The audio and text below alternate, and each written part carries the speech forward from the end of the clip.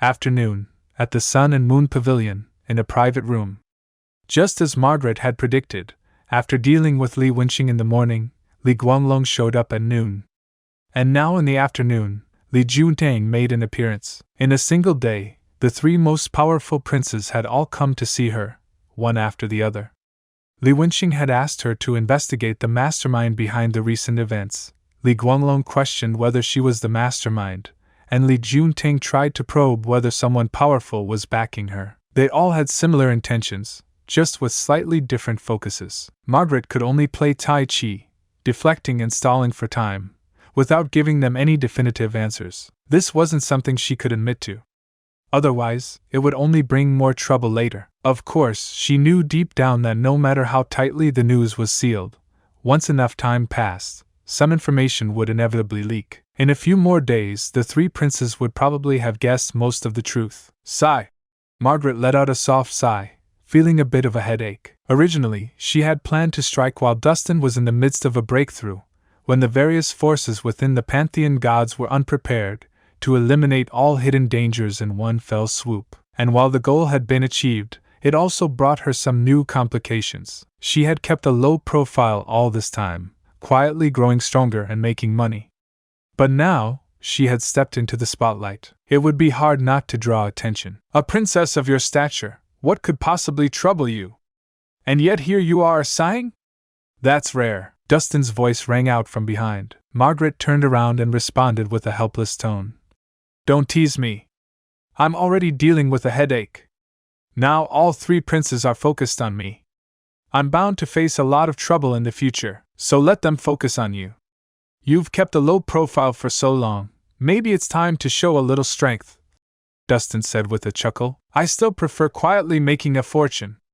As for power struggles, I'll avoid them if I can, she said, shaking her head. You may not want to fight for power, but there are others who will.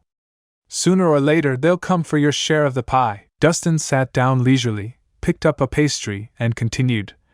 Have you considered this? No matter which of your brothers takes the throne, none of them will let you continue controlling such a powerful intelligence network.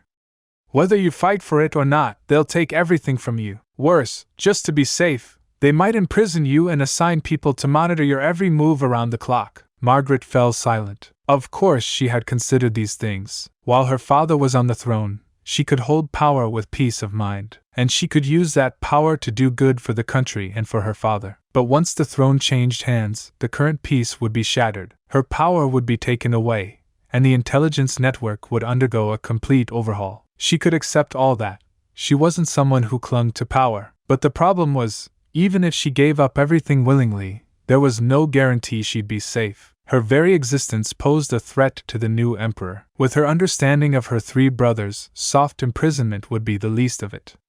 Under some trumped-up charge, she could be thrown in prison, or even disappear entirely. It wasn't that she believed the worst of people, but she had seen too much darkness in this world. She understood the nature of emperors. Since ancient times, most emperors were heartless and ruthless. Boss!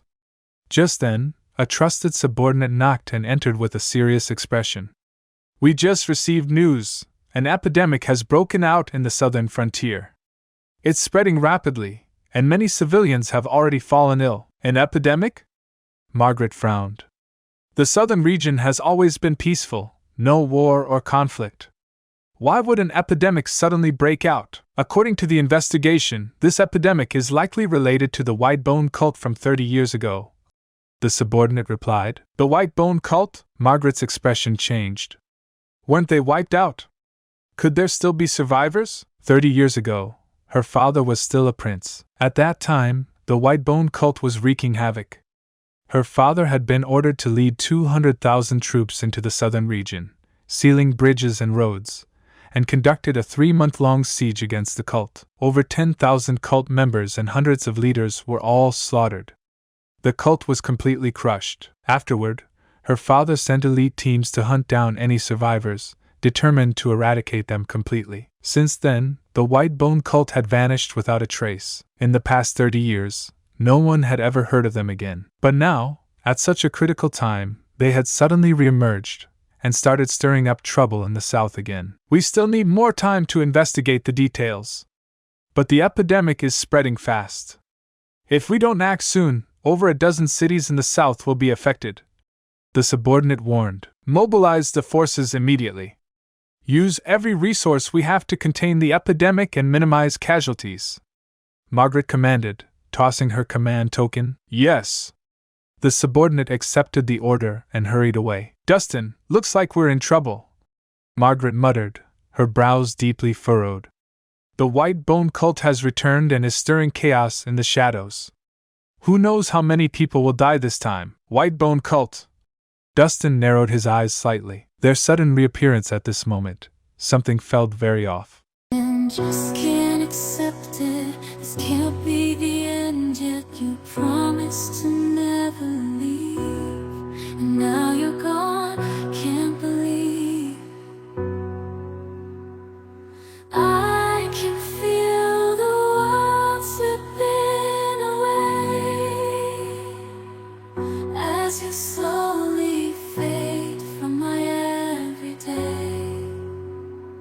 You promised forever a love without end, but now I'm left broken, struggling to mend.